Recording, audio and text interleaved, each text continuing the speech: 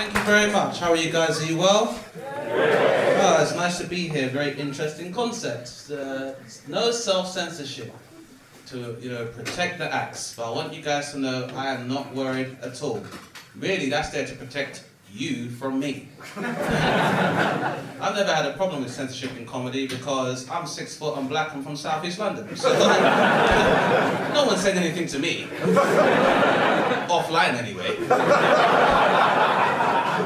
When it's online, everyone's very brave.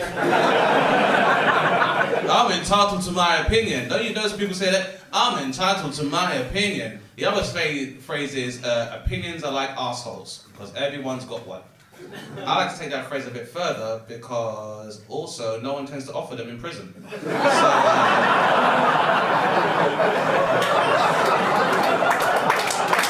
funny how that works.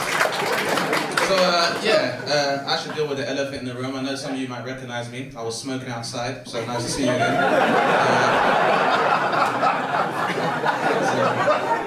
Where are any smokers in the room tonight?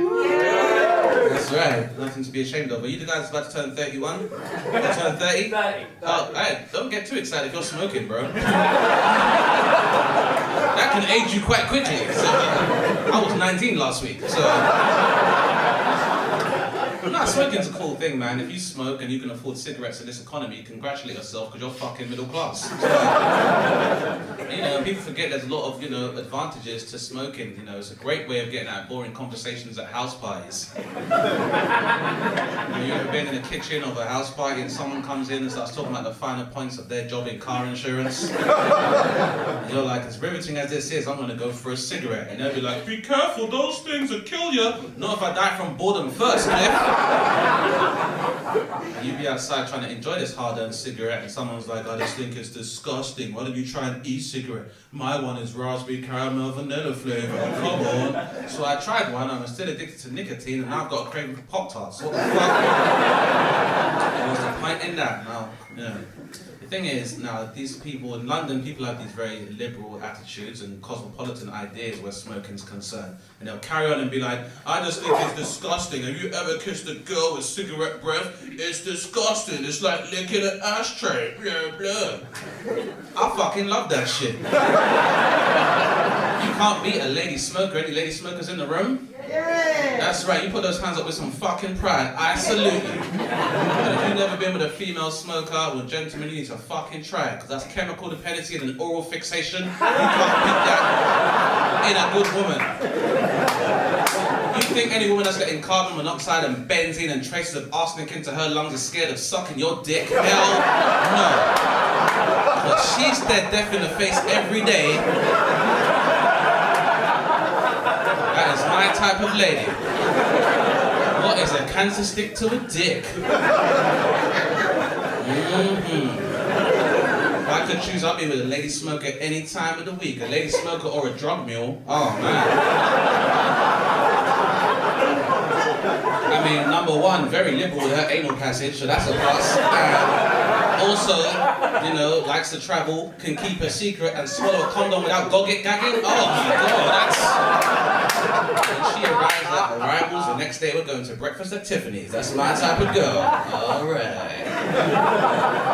The thing is, because people we're in a time now where people say you can't obesity shame, you can't fat shame because obesity is an issue, and people will be like, yeah, but it's a drain on the NHS. But no one gives smokers the same kind of credit. We're draining the NHS and we're vilified for it, even though we put so much money into the fucking tax base. And it's hard to quit. Nicotine is very addictive. It's very hard for people to quit it immediately. A bit like racism. Is it too much to ask for people to quit immediately? Can we maybe start weaning people off their bigotry? So I came up with an idea. Maybe we can get like some nicotine patches. And the way those work is that every hour, white supremacy is injected into your bloodstream so that you can have the superiority complex that you require to get through your day. And then when you're at work, we have designated racism areas so you can be honest with your friends and spit the vitriols, but as long as your rhetoric doesn't affect like women and young children in the womb. And then hopefully, just like smoking, you'll die from an aggressive form of cancer. So, which would be a poetic death because your lungs will be black. So that's it, right? So it all works works out, really.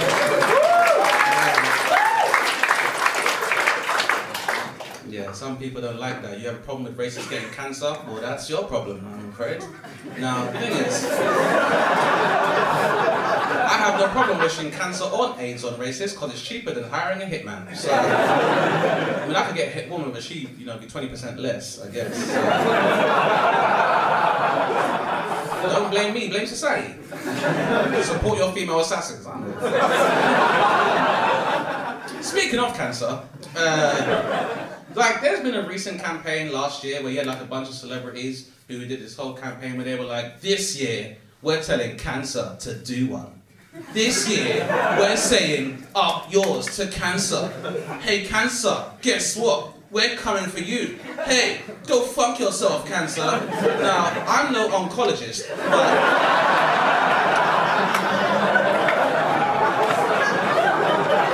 I don't think that's an effective form of treatment. Just to shout profanities at cancer cells. That's not gonna work. Because, you know, if I get to a point with my celebrity where they're like, Dane, we want you to do it like as a gesture of goodwill, maybe go to a children's ward and meet some kids, and they're like, hey Dane, this is Billy, he was recently diagnosed with malignant leukemia. I can't be like, fuck you! No, it's okay, miss, I'm talking to the cancer. Go fuck yourself, motherfucker! Get your stupid ass out of Billy, you piece of shit!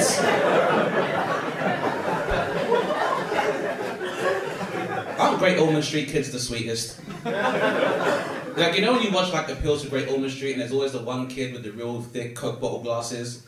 He's always called Dudley, you're always like, aw, he's a good tryer, until he's on your son's football team, and then you're like, oh, for fuck's sake, Dudley.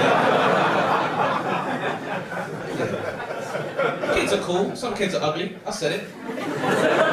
But sometimes people don't want to admit that, you know, kids are ugly, but that's where, you know, adults come from who are also ugly. So that's how that works, basically. I'm not an intentionally offensive person, ladies and gentlemen. I say that because I want to check that I'm including everybody in this lovely idea. And are you guys okay with me saying phrases like guys and ladies and gentlemen? You got to check because, you know, some people, particularly millennials, no longer identify as, you know, men or women. They consider themselves to be gender fluid. And when I first heard the term gender fluid, I was very confused, like some of you are right now. Because when you think about it, technically speaking, gender fluid is another word for cum. So,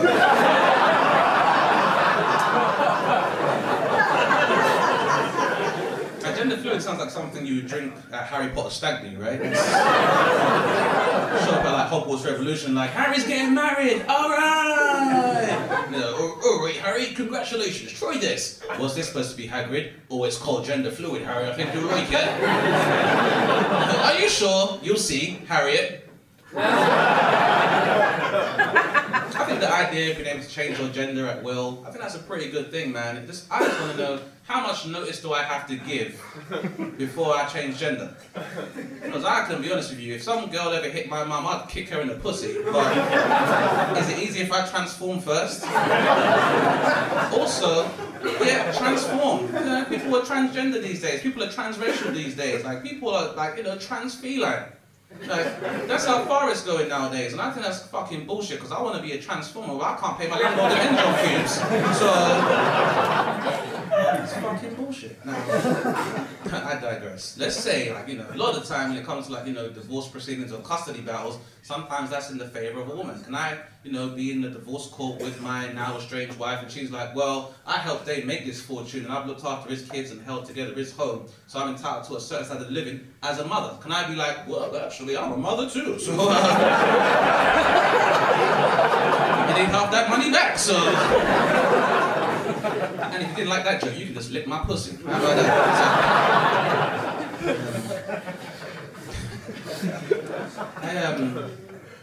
On the issue of being transgender, I am in no way a transphobe whatsoever. Although, I'll be honest, I have been prejudiced towards a transgender person before, And I'm going to tell you the story. This is the perfect place to do so. Because I'm on the way back home last year from New York. I'm in JFK Airport, just outside of Starbucks, which you'll know as white middle class McDonald's.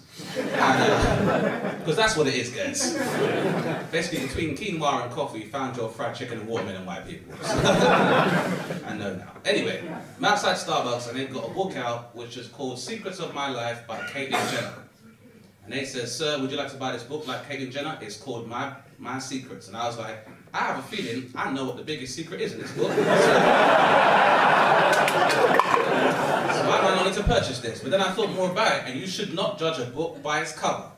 So even if you pick up that book thinking it's a soft or paperback and it's very clearly a hardback, you shouldn't judge a book by its cover. Even if you can see a little bookmark hanging out there. Alright, buddy?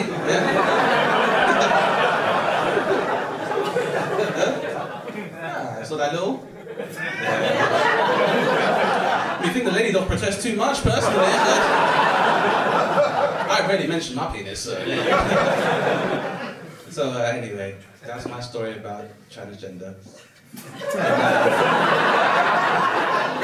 And I'm saying, man, I respect anybody that's prepared to make a transition and make their life happier. That's your choice. I'm not, I had a religious upbringing, and a lot of time religious institutions will be like, changing your gender, you are fucking with God's work. That's ungodly. Whereas I think if you're having an operation which guarantees you get paid 20% less for the same job, that's pretty fucking selfless. So, and it doesn't matter whatever someone's gender is when it comes to the dynamic of relationships. The most important thing when it comes to relationships is honesty. No, it doesn't matter who you are, as long as you are honest. At the end of the day, if middle-class people could ask if there's gluten in their food, if I put a vagina in my mouth, I have the right to know whether it was organically made or genetically modified. That's all I'm saying. I tried to pluck an eyebrow and say her like a motherfucker, so I respect that shit, man. Now, a easy way for you to understand it, I think, is that, we all know tomato is a fruit, but you never see it in milkshakes or pies. So you say tomato, I say trans vegetable. It's just how that works.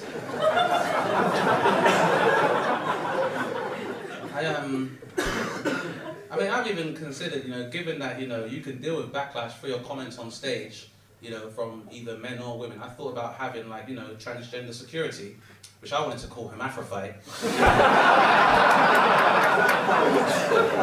Apparently that's a bad idea.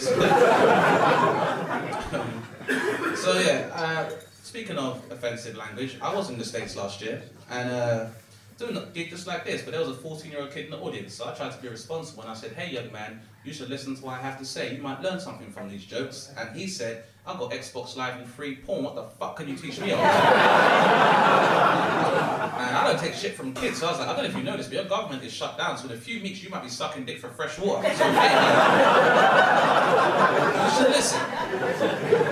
He does raise a valid point, because despite our exchange, we do now live in an era of free pornography. To the older people in the room not born in 1989, congratulations, you made it to the mountaintop. We got there. Now, I'm a little older and wiser now, which means I have a fucking conscience, and I realised that, pornography, as fun as it is, can sexualize the image of teenage girls. Because you notice that when it comes to like role play, we got like the naughty cheerleader outfit and the naughty schoolgirl outfit, like always sexualizing the image of teenage girls. But women never do that with teenage boys, so it's very rare. Like, I doubt any woman in here has ever gone, hey baby, let's do some role play.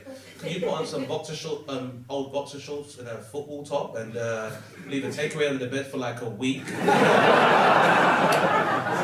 Just allow your face to be clammy and unclean for a week, and then I'll come upstairs with a basket of dirty clothes and ask you about your revision. And you tell me to go fuck myself because you're playing Fortnite. That would turn me on sick. No woman is saying that to their partner. And we can't underestimate how influential pornography can be, because according to a recent study in my Wetherspoons,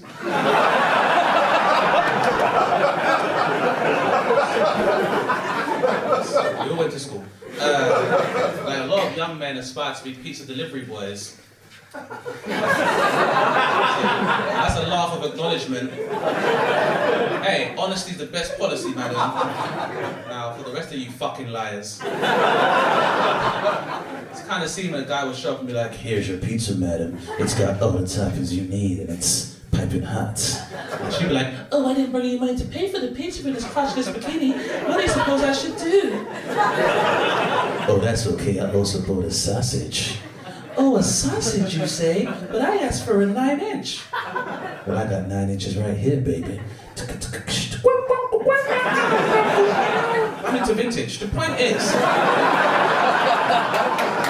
Thank you. You know, I'm a Renaissance man. Call me old-fashioned. I'm like a soundtrack to my sex.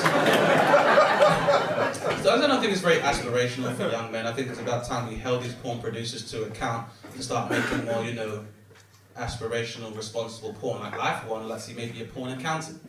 Let me set the scene. So he's in the office doing, like, you know, an audit or a balance sheet for a rich entrepreneuress. Then he turns around and says something like, madam, I've checked the figures and I'm afraid your account is in the red. You need some liquidity in your account. And she'd be like, oh my God, that's terrible. I'm in the red. How do you suppose I get back into the black?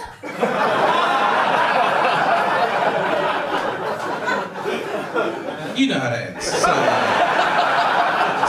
we like to go there.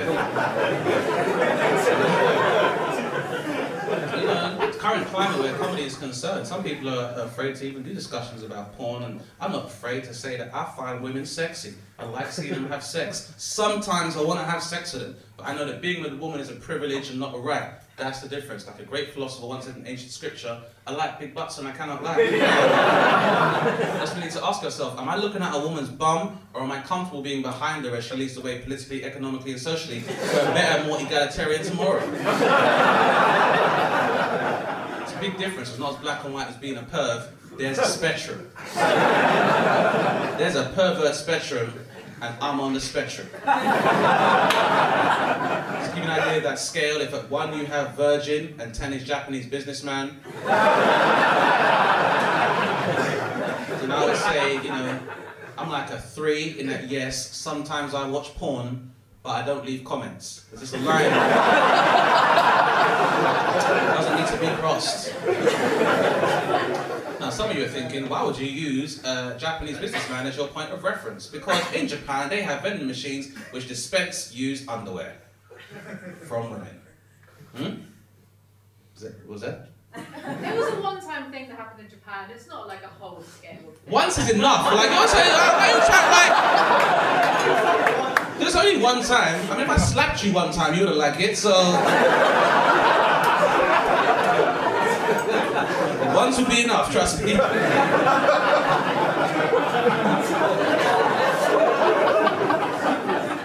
you're getting the rules, if you don't like it, just don't love.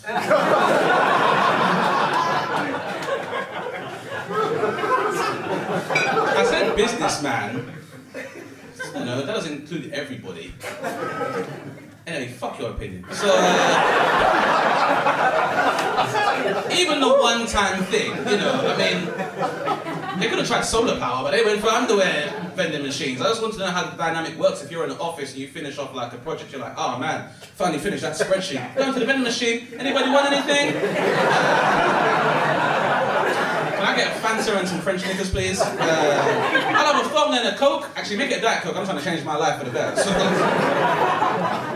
see, I know it makes you uncomfortable, the idea of making a Japanese stereotype, and the reason why is because as far East Asia, like, Japanese population is much lower than Chinese population. You can't really form any stereotypes based on the Chinese population because there's over 1 billion people there. In fact, if you stand in one line and the population of China kept walking, it would never stop due to like the birth rate. And, you know, that means that you can't really form stereotypes about Chinese people. Because you could be like, Chinese guys have small dicks. And they'd be like, how do you know? Because I sucked 1 million Chinese dicks. That is in no way representative of that population. So, now you've got a heart full of hate and a mouth full of dicks. How about that?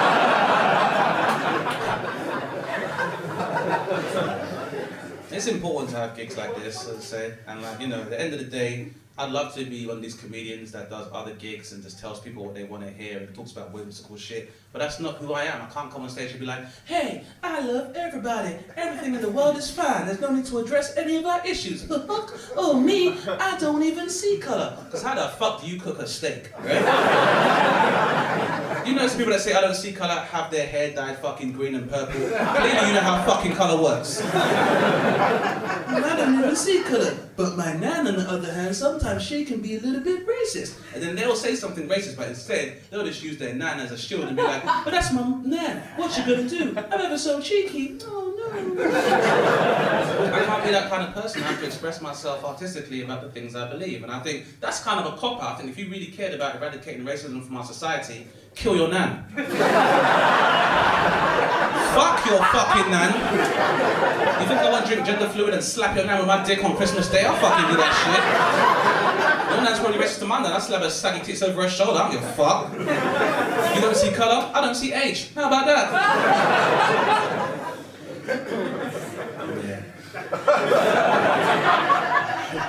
This has been absolute fun, guys. I just want to remind you that they are jokes, number one, and number two, none of you would ever fight me in the street. So I'm very, very valid. Ladies and gentlemen, have a wonderful night. I've been Dane Baptiste. Thank you very much.